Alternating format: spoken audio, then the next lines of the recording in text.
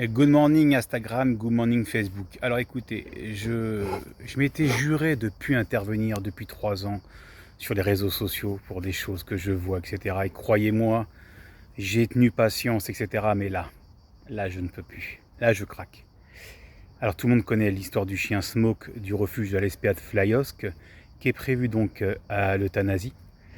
Donc aujourd'hui, beaucoup d'associations qui militent pour la cause animale, tous les bénévoles qui étaient en plus dans ce refuge ont été interdits d'accès et sont maintenant en plus en procédure disciplinaire vis-à-vis de la SPA, sauf erreur de ma part. Donc Smoke est un berger hollandais qui a eu un parcours atypique et pour lequel aujourd'hui je viens de faire sur mes réseaux sociaux de ma page Facebook Dresse mon chien, que je vous invite à aller consulter, une réponse auprès de Monsieur le Président de la SPA nationale, qui a déclaré des choses complètement hallucinantes pour justifier la décision qui a été faite par un vétérinaire pour évaluer le chien au niveau 4-4 et se dire qu'il faut l'euthanasier.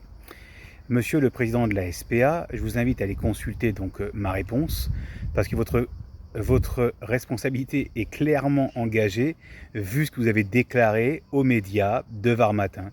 Donc je vous invite, vous, propriétaires de chiens, bénévoles, etc., professionnels, d'aller voir ma réponse.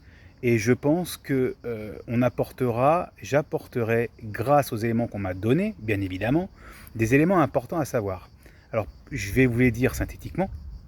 Aujourd'hui, un chien qui est abandonné présente des troubles du comportement, ce qui est tout à fait normal et que tout le monde peut comprendre.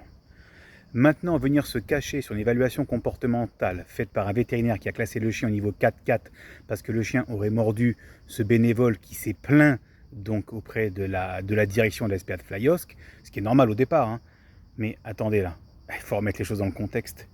La SPA, le siège officiel d'association loi 1901 à but non lucratif. Comment formez-vous vos bénévoles dans ce genre de structure ? Qui a pris la décision de placer ce référent qui est médecin à la tête d'un chien qui avait déjà mordu?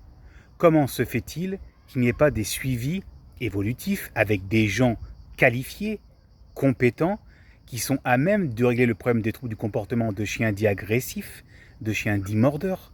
Où sont-ils, monsieur le président de la SPA? Je me pose la question. Vos déclarations dans l'article de Var Matin sont complètement rocambolesques et sincèrement, si vous pouviez revenir sur vos propos, ce serait le plus important, parce que là, on divague, on dit n'importe quoi, on se couvre.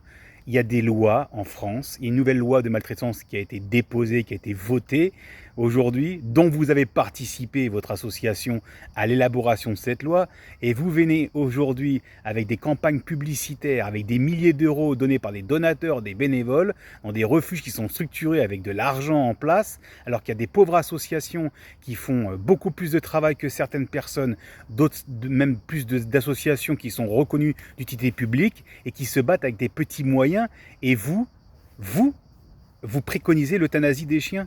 Allez, j'arrête, je raccroche. Allez, je raccroche.